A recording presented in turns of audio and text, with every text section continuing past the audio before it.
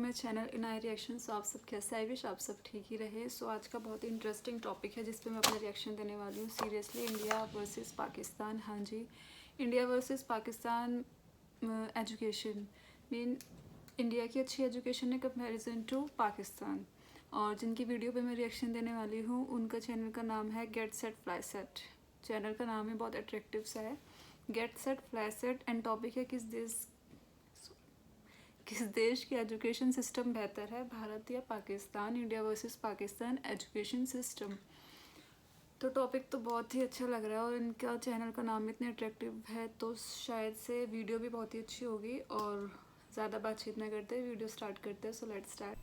गौरव, और जरा ये फैक्ट सुनो, हर साल इंडिया से लगभग 14,000 स्टूडेंट्स पीएचडी की डिग्री करके निकलते हैं और वहीं पाकिस्तान से हर साल 2,000 लोग पीएचडी की डिग्री करके निकलते हैं। ओवरऑल वर्ल्ड में एजुकेशन सेक्टर में इंडिया 35th रैंक पे आता है और वहीं पाकिस्तान 164th रैंक पे आता है। हमारे दोनों देशों की लिटरेसी रेट भी बहुत अच्छी है, जैसे कि इंडिया की है 77.7 और पाकिस्तान की है 59.13%। लेकिन फ्रेंड्स, जब हमारे इन दोनों देशों की ओवरऑल प्रोग्रेसिंग रिपोर्ट्स अच्छी है, जब दोनों के दोनों देश अच्छे तरीके से डेवलप भी हो रहे हैं, फिर भी हम एजुकेशन में पीछे क्यों लैग कर रहे हैं? ऐसी कौन सी प्रॉब्लम्स है जो इन दोनों देशों के एजुकेशन सिस्टम्स को आगे नहीं आने दे रहे हैं? क्या वो पाकिस्तान के स्कूल्स में होने वाले टेरर अटैक्स है या फिर वो दोनों देशों के आउटडेटेड एजुकेशन सिस्टम्स है? ये प्रॉब्लम हमारे यहाँ के टीचर्स में है या हमारे यहाँ के पेरेंट्स की सोच में है? वेल, ये सभी कुछ आज के हम इस वीडियो में जानने वाले हैं फ्रेंड्स। तो इस वीडियो को अंत तक देखना and let us get on with today's video titled India versus Pakistan education. Number 1, individuality. अब फ्रेंड्स, ये है इंडिया और पाकिस्तान की सबसे बड़ी प्रॉब्लम। जो बच्चे स्कूल्स में प्रेजेंट टीचर करते हुए सुनाई देने चाहिए, वो बच्चे अनफॉर्चुनेटली मजदूरी करते हुए अक्सर पाए जाते हैं। और ये मैं ऐसे ही भावुक होकर नहीं कह रहा हूँ, बल्कि इसका आंकड़ा हमें खुद NSSO यानी नेशनल सैंपल सर्वे ऑफिस ने दिया है। उनके मुताबिक पूरे इंडियन पॉपुलेशन में 2.3% छोटे बच्चे ऐसे हैं जो अपनी जिंदगी में कभी भी स्कूल में दर्शन नहीं दिए। और वैसे ही पाकिस्तान में 10.2% पॉपुलेशन ऐसी है जो कभी स्कूल नहीं गई, या कह सकते हैं उन्हें कभी स्कूल भेजा नहीं गया। और अब एज यू कैन इमेजिन, अगर युवा पीढ़ी पढ़ेगी नहीं तो सीधी भाषा में देश की तो घंटी बज जाएगी। And as we all know, हर देश को तो डॉक्टर्स, इंजीनियर्स और साइंटिस्ट ही चाहिए, किसी को भी लेबर्स नहीं चाहिए। और इन्हीं सारे पोस्टों को मद्देनजर रखते हुए इन दोनों देशों की गवर्नमेंट ने अपना अपना ऐसा खूबसूरत एजुकेशन सिस्टम बनाया जहाँ बच्चे का कोई भी टैलेंट इज इक्वल टू टट्टी, लेकिन सिर्फ बच्चे के रिजल्ट में 90% दिखना चाहिए। हाँ? अगर बच्चा फर्स्ट क्लास पास हुआ तो बच्चा टैलेंटेड है, और अगर एवरेज मार्क्स लाया तो लेबर या वर्कर कैटेगरी में ज्यादा फिट रहेगा। और ये मैं पर्सनली नहीं बोल रहा, बल्कि राजगद्दी तो हमारी सोसाइटी ने सेट किया है ना। दोनों देशों का एसेंशियली यही प्रॉब्लम है, बच्चे के ग्रेड्स उसका भविष्य डिसाइड करते हैं और उसका टैलेंट नहीं। या कह सकते हैं बच्चे के ग्रेड्स बच्चे का टैलेंट ही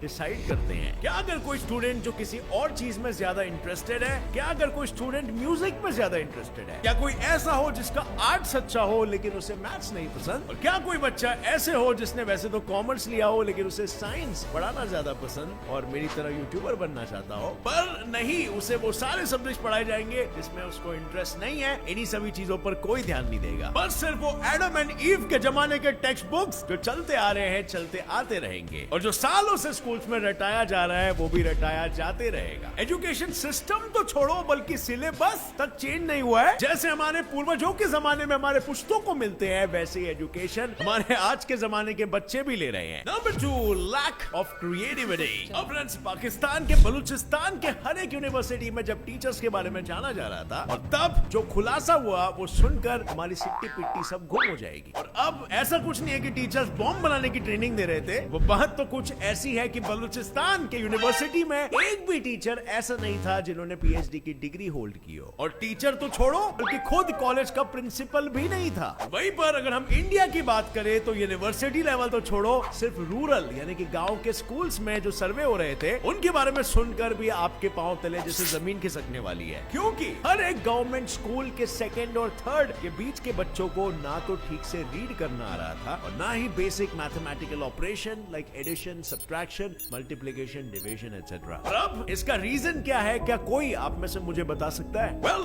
अगर आप नहीं बताओ कोई बात नहीं, मैं बता देता हूँ। मेन रीजन है हमारा एजुकेशन सिस्टम। इंडिया और पाकिस्तान दोनों देशों में 90% फोकस थियोरेटिकल नॉलेज पे दिया जाता है और सिर्फ 10% ही प्रैक्टिकल नॉलेज पे। और अब यार कॉमन सेंस है, तुम मुझे ये बताओ, आगे चल के कोई भी बच्चा जॉब में पेपर्स लिखने वाला है क्या? ऑब्वियसली राइट, प्रैक्टिकली कुछ काम करेगा, है ना? शायद कंप्यूटर में कोड लिखेगा, वेबसाइट डिजाइन करेगा या डेवलप करेगा, या मे भी हो सकता है एक फुटबॉलर बन जाए। और अब फुटबॉलर बनने के बाद वो गोल स्कोर करेगा कि लिखेगा पेपर में कि गोल कैसे स्कोर किया जाता है। जाहिर सी बात है फ्रेंड्स, हमारे इन दोनों कंट्रीज को एप्लीकेशन प्रैक्टिकलिटी बेस्ड स्टडीज लानी होगी, जिसमें प्रैक्टिकल नॉलेज और स्किल को ज्यादा महत्व मिल रहा है। देखो, मेरा पर्सनल ओपिनियन है, थियरी इज इंपॉर्टेंट, लेकिन जितना हम उसे इंपॉर्टेंस दे रहे हैं उतना असल में नहीं है। उससे कई ज्यादा प्रैक्टिकल नॉलेज इंपॉर्टेंट है। और अब 2019 की AISHE यानी कि all India survey on higher education की रिपोर्ट को ही देख लो। रिपोर्ट में साफ साफ शब्दों में बताया गया है कि 2019 के पास आउट हुए 80% इंडियन इंजीनियर्स अनएम्प्लॉयड थे। और क्यों इंजीनियर्स अनएम्प्लॉयड? वेल, क्योंकि उनके पास प्रैक्टिकल ज्ञान नहीं था। एक और एग्जांपल, बहुत जॉब्स के लिए इंग्लिश बोलना जरूरी होता है, पर स्कूल्स में ये थियोरेटिकल अप्रोच की वजह से बहुत से लोग इंग्लिश पढ़ने और लिखने आते हैं पर बोलने के टाइम नर्वस हो जाते हैं। अब ऐसा एक ऐप है जो प्रैक्टिकल इंग्लिश स्पीकिंग पर फोकस करता है और इसका नाम है एंगुरु। इस ऐप में लाइव इंग्लिश क्लास होता है जिसमें हर एक को बोलने का चांस मिलता है। लोग आपस में स्पीकिंग एक्टिविटी करते हैं और टीचर फिर उसका फीडबैक देती है और इससे प्रैक्टिकली इंग्लिश स्पीकिंग इंप्रूव होती है। और फ्यूचर जॉब्स के लिए तो हमें सब मालूम है कि इंग्लिश बहुत ही इंपॉर्टेंट होता है। तो चलिए जल्दी से एक क्लास देखते हैं। So Gaurav, you would say what you're doing now, that is your dream job. Yeah, it is kind of my dream jobs. Well, there are other jobs as well, like, you know, getting paid to travel around the world. But then free class मिलता है तो आसान करता है। ऊपर से cities में जो करिकुलम है वो सब आउटडेटेड है। और ये सुन के पाकिस्तान वाले लोगों को खुश होने की कोई जरूरत नहीं, क्योंकि उनके वहां पर भी जो करिकुलम है वो भी 30 से 40 इयर्स पुराना है। चलो, जहां आज जमाना आर्टिफिशियल इंटेलिजेंस और मशीन लर्निंग की तरफ जा रहा है, और वहीं पर यहाँ पर दोनों देशों के बच्चों को देख लो। एक एवरेज बच्चे को MS पेंट यूज करना नहीं आता है। तो क्या बोलते हो, दोनों देशों को अपने सिलेबसेस अपडेट करने की जरूरत है कि नहीं? और सिर्फ सिलेबस ही छोड़ो, दोनों देशों को तो अपने टीचर्स को भी अपडेट करने की जरूरत है। इंडिया में पर 25 स्टूडेंट 1 टीचर होता है और वहीं पर पाकिस्तान में 47 स्टूडेंट्स के लिए एक टीचर होता है। और अब जब पर टीचर इतने कम स्टूडेंट्स है तो इतने कम स्टूडेंट्स पे एक टीचर इजी पीजीली ध्यान दे सकता है ना? लेकिन फिर भी सोचा है कि टीचर्स क्यों नहीं ध्यान दे पा रहे हैं? वेल, जवाब ये है क्योंकि दोनों देशों के पास टीचर्स तो है मगर वो भी स्किल्ड नहीं है। टीचर्स भी वही बुकिश नॉलेज स्टूडेंट्स को पास ऑन कर देते हैं और वो भी खुद आज के जमाने के हिसाब से अपडेट नहीं हुए हैं। और अगर हमारे टीचर्स ही खुद अपडेटेड नहीं है तो हमारा एजुकेशन सिस्टम घंटा अपग्रेड करेगा। खैर, इस टॉपिक पर थोड़ा डिटेल में हम आगे चर्चा करेंगे, लेकिन इससे पहले आइए दोनों देशों की स्कूलिंग पैटर्न पे थोड़ा नजर डालते हैं। Number 3, practical school working. Well friends,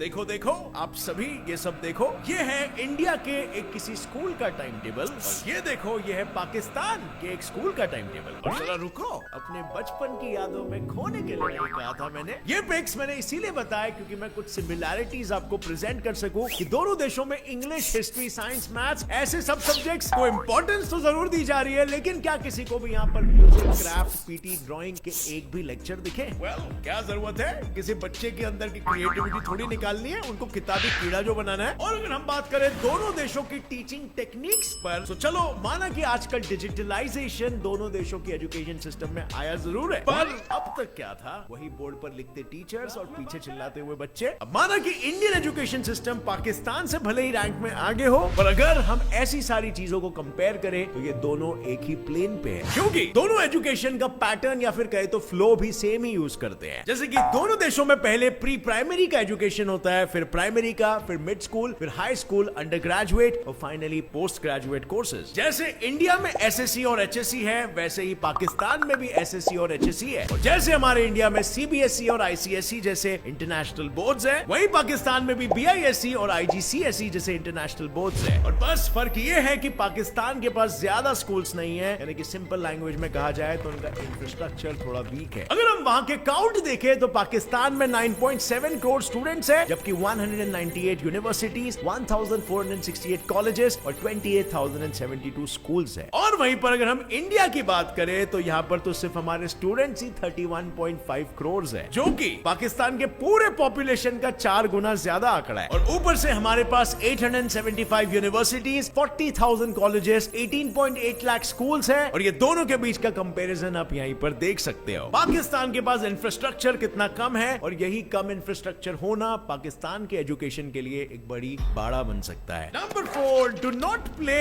all work. अब फ्रेंड्स चलो अब नजर डालते हैं जो थोड़ी बहुत क्रिएटिविटी है उस पर। जैसे कि हमने कुछ देर पहले ही बात किया कि दोनों देशों के स्कूल्स के टाइम टेबल्स देखने पर हमें क्रिएटिविटी के लेक्चर्स बहुत ही कम या फिर ना के बराबर ही दिखे, और ऊपर से काफी सारे स्टूडेंट्स ने सामने आकर ये कहा भी है, एंड आई एम श्योर आपके साथ भी ये हुआ होगा कि वो क्रिएटिव लेक्चर्स भी दूसरे सब्जेक्ट के टीचर्स आकर ले लेते हैं। जो उखाड़ने उखाड़ो, हम इधर ही बैठेंगे। और इन सारे क्रिएटिव सब्जेक्ट्स को हमारी गवर्नमेंट ने तो ग्रेडेड घोषित कर दिया है, मतलब बाकी सब चीजों के लिए मार्क्स मिलेंगे और इसके लिए ग्रेड मिलेगा। सिंपल सी भाषा में कहा जाए तो इन सब्जेक्ट्स को रत्ती भर की भी वैल्यू नहीं मिलती है, बस सिर्फ नाम के लिए रखा जाता है। और फ्रेंड्स ये बहुत ही बड़ी वजह बनती जा रही है बच्चों की मेंटल ह्यूमिलिएशन की। साल के एंड में होने वाले सेमेस्टर्स का रिजल्ट मार्क के फॉर्म में दर्शाया जाता है, और मार्क्स डिपेंड करते हैं बच्चों की रटोफिकेशन में। अच्छे से रटा होगा तो बच्चा पास और अच्छे मार्क्स लाएगा, वरना फेल हो जाएगा। अब सीधी सी बात यह है, हर कोई बच्चा एक जैसा नहीं होता, हर कोई चतुर रामलिंगन नहीं होता, और हर कोई रटोफिकेशन के लिए प्लेनली नहीं बना है। ऐसा हो सकता है ना कि दूसरे बच्चों का सोचने का नजरिया कुछ थोड़ा सा अलग है, लेकिन फिर भी वो दुनिया को कुछ हट के वैल्यू दे सकते हैं। आइंस्टाइन ने जैसे कहा था कि if you teach a fish how to climb a tree, the fish will live its entire life thinking it to be stupid. और ऐसा हो सकता है ना कि ये इम्पैक्ट बच्चों में एक बहुत ही यंग एज से आ जा रहा है, उन्हें वाकई में ऐसा लग रहा है कि वो गुड फॉर नथिंग है, और इसीलिए बच्चों का इंटरेस्ट फिर बाद में पढ़ाई से हट जाता है, उनका कॉन्फिडेंस लूज हो जाता है। और अब जब उसका पढ़ाई में इंटरेस्ट होगा नहीं तो क्या होगा, बच्चा पढ़ाई से ड्रॉप आउट ले लेगा, जो कि एक सर्वे में बाहर भी आ चुका है और हमें आंकड़े मिल चुके हैं। हर साल 34% स्टूडेंट्स पाकिस्तान के एजुकेशन सिस्टम में से ड्रॉप आउट ले लेते हैं, और वहीं पर इंडिया में से 17.6% स्टूडेंट्स। और इसका जिम्मेदार कौन है? बच्चे नहीं, पेरेंट्स, टीचर्स और education system. Number 6, war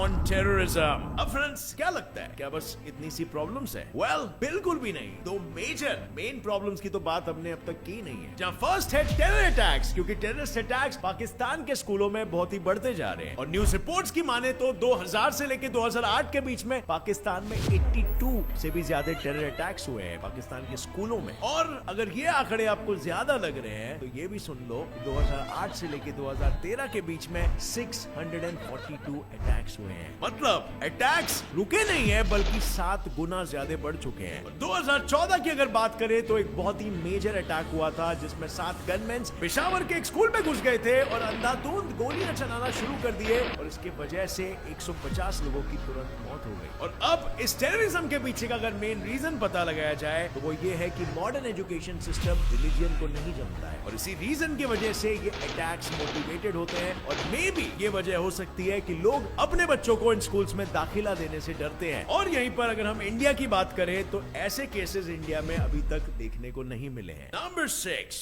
gender inequality. अब फ्रेंड्स जो दूसरा सबसे बड़ा इशू दोनों कंट्रीज फेस कर रहे हैं वो है जेंडर इनइक्वालिटी। अगर हम परसेंटेज की बात करें तो इंडिया में 84.7% मेल्स लिटरेट है, और वहीं पर 70.3 फीमेल्स लिटरेट है। और वहीं दूसरी तरफ पाकिस्तान में 71.12% मेल्स लिटरेट है और 46.47% फीमेल्स ही सिर्फ लिटरेट है। और इन आंकड़ों से ये क्लियर कट पता चलता है कि कहीं ना कहीं हमारी सोसाइटी फीमेल्स की एजुकेशन को इतना वैल्यू नहीं देती है। अब दोनों देशों ने काफी इनिशिएटिव लिया है। यहाँ पर पाकिस्तान ने शुरू किया है राइट टू एजुकेशन, जिसमें उन्होंने लड़कियों के लिए स्कूलिंग कंपलसरी और फ्री कर दिया है। और वहीं पर हमारे इंडिया में बेटी बचाओ बेटी पढ़ाओ जैसे कई सारे योजनाएं हैं, जहाँ लड़कियों के लिए एजुकेशन फ्री है। बेटी बचाओ बेटी पढ़ाओ महिला एवं बाल विकास मंत्रालय द्वारा से लड़कियों को स्कॉलरशिप्स और प्रोडक्ट्स जैसे कि साइकिल्स और लैपटॉप्स भी गिफ्ट करते हैं एज एन एनकरेजमेंट। और द गुड न्यूज इज कि ये सारे इनिशिएटिव्स काम कर रहे हैं कि हमें दोनों देशों में फीमेल लिटरेसी रेट बढ़ते हुए नजर आ रही है। और अब बस हमें उस दिन का इंतजार है जब मेल्स और फीमेल्स में इक्वल लिटरेसी रेट होगी। Number 7, government initiatives. अब फ्रेंड्स लड़कियों की पढ़ाई के अलावा भी दोनों देशों के गवर्नमेंट्स ने काफी सारे इनिशिएटिव्स लिए, जैसे कि पाकिस्तान का ही देख लो।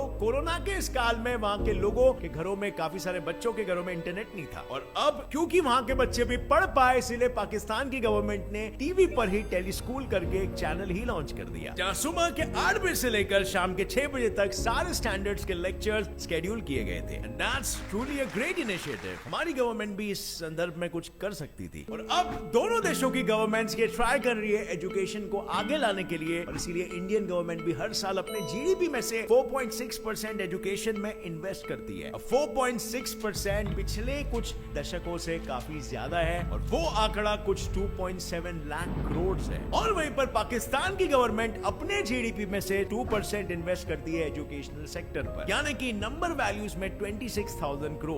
और तो और फ्रेंड्स, जैसे आपको पता है इंडियन गवर्नमेंट ने 2020 में अपना एजुकेशन सिस्टम हल्का सा चेंज करने का साहस रखा है, और इस टॉपिक पर हमने एक डिटेल्ड एक्सप्लेनेशन वीडियो बनाया है। अगर आपको देखना है तो वीडियो खत्म होने से पहले ऊपर आई बटन दबा के देख लेना। Basically Indian new education policy में जो भी हमारा एजुकेशन सिस्टम होगा वो बच्चे के टैलेंट पर फोकस करेगा और क्वालिटी एजुकेशन पे फोकस करेगा, ना कि उसे तोते की तरह हटाएगा। अब तक जो ग्रेडेड सब्जेक्ट्स थे उन्हें भी इक्वल इंपॉर्टेंस मिलेगा। और अब फ्रेंड्स, मैं तो ये जानता हूँ कि मेरे मेजॉरिटी सब्सक्राइबर्स यूथ है, जो स्कूल और कॉलेज गोइंग स्टूडेंट्स हैं, और अब तुम मुझे नीचे कमेंट्स में बता सकते हो कि ऐसी कोई इशू अगर होगी जो मैंने इस वीडियो में कवर नहीं किया है और वो तुम फेस कर रहे हो, तो वो भी हाईलाइट कर सकते हो और हम उस पर डिस्कशन छेड़ सकते हैं। And even I am sure ये वीडियो लोग पाकिस्तान में भी देखेंगे, तो अगर आपके पाकिस्तानी एजुकेशन सिस्टम में कुछ ऐसी बात है जो मैंने इसमें कवर नहीं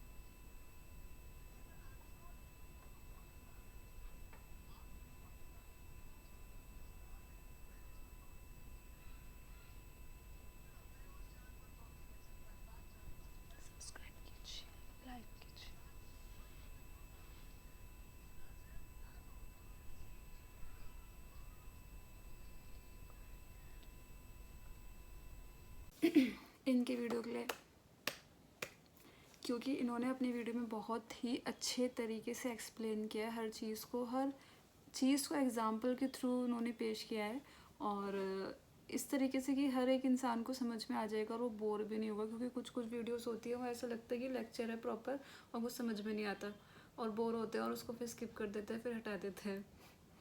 पर सीरियसली इनकी वीडियो मुझे काफ़ी अच्छी लगी। और जैसे कि उन्होंने बताया कि वर्ल्ड में इंडिया 35th ऑफ रैंक पर है और पाकिस्तान 164 रैंक पे है स्टडी के हिसाब से, स्टडी में। तो सीरियसली पाकिस्तान तो बहुत पीछे है। और पाकिस्तान में शायद इन्होंने जैसे कि बताया अपनी वीडियो में, पाकिस्तान में अच्छे टीचर्सों की कमी है। तो जब अच्छे टीचर्सों की कमी होगी तो तालीम कैसे हासिल होगी, नहीं हो सकती। और इतने स्कूल्स हैं बट टीचर्स नहीं है, टीचर्स बहुत कम है, कम बच्चों के हिसाब से। तो बहुत सी प्रॉब्लम्स है वहाँ पे, नहीं मेंटेन किया हुआ। और रही कि जो छोटे बच्चे होते हैं, हमने भी देखा, आपने भी सबने देखा होगा कि छोटे छोटे बच्चों से लेबर क्लास वाले काम करवाते हैं, भिखारी बना देते हैं। माना कि मजबूरी होती है सबकी, पर एक होता है ना कि जब बैठे बिठाए मिल रहा है तो फिर मेहनत क्यों करे इंसान। तो मैंने देखा है कि मंदिरों के बाहर या नॉर्मल सड़क पे भी ऐसे पेरेंट्स उन अपने बच्चों को ऐसे करके लाद के और भीख मंगवा रहे होते हैं। क्यों भाई, आपके हाथ पैर, आप मेहनत करो ना, कमाओ और अपने बच्चों को कम से कम गवर्नमेंट स्कूल में तो डालो। गवर्नमेंट स्कूल में कोई पैसे तो नहीं जाएंगे इतने, तो उनको अच्छी तालीम तो हासिल होगी कम से कम, और अच्छी पढ़ाई मिलेगी तो आगे जाके कुछ उनका माइंड भी खुलेगा। क्योंकि कहते हैं ना कि जहाँ तक कुएं का मेंढक बस कुएं में फुदक फुदक करता है, उसे बाहर की दुनिया के बारे में कुछ पता नहीं है। तो इसलिए आपको जहाँ भी दिखे या पॉसिबिलिटी हो तो उन लोगों को भी समझाएं और बच्चों को बच्चों की तरह रखें, उनको इन सब कामों में ना डालें। और पढ़ाई जैसे भी हो सके, अगर बड़ों को ही पढ़ाई आती है तो बच्चों को टाइम दें, क्योंकि आजकल के लोग फ़ोन में ज़्यादा लगे रहते हैं और बच्चों को साइड में हटा देते हैं। सो ये भी गलत है। और जैसे कि पेरेंट्स कहते हैं कि डिग्री ज़रूरी है, हाँ जी डिग्री ज़रूरी है, डिग्री नहीं होगी तो जॉब के स्कोप्स भी नहीं होंगे। बहुत सी चीज़ें हैं, डिग्री इंपॉर्टेंट है, नंबर अच्छे इंपॉर्टेंट है, ध्यान रहता है एक साइड में, मानती हूँ। पर जहाँ बच्चे का इंटरेस्ट है, सिंगिंग में, डांसिंग में, ब्लॉगिंग में, फैशन में या कुछ भी, किसी में भी इंटरेस्ट हो तो पढ़ाई के साथ साथ वो भी मेंटेन कराना चाहिए। ये नहीं कि आप भैया 90% चाहिए, 90% चाहने के चक्कर में वो बच्चा वहीं रह जाता है कुएं में, वो आगे निकल ही नहीं पाता। बस उसे CBSE का जो है ना पूरा सिलेबस वही रटा हुआ होगा, उसको आगे कुछ पता ही नहीं होगा। बच्चा इतना भारी हो जाएगा कि उसे आगे कुछ पता ही नहीं होगा और ना उसको उसमें इंटरेस्ट रहता है, बस वो तो रट्टे मारता और अपना एग्ज़ाम दे के आ जाता है। तो यही है, जिसमें बच्चे का इंटरेस्ट हो वो भी कराना चाहिए, और पढ़ाई तो है ही ज़रूरी। सो ओवरऑल मुझे इनके टॉपिक्स, इनके पॉइंट्स, इनकी वीडियो काफ़ी अच्छी लगी। सो मिलते हैं जल्दी नेक्स्ट वीडियो के साथ। Please subscribe my channel and like and share. So take care and bye.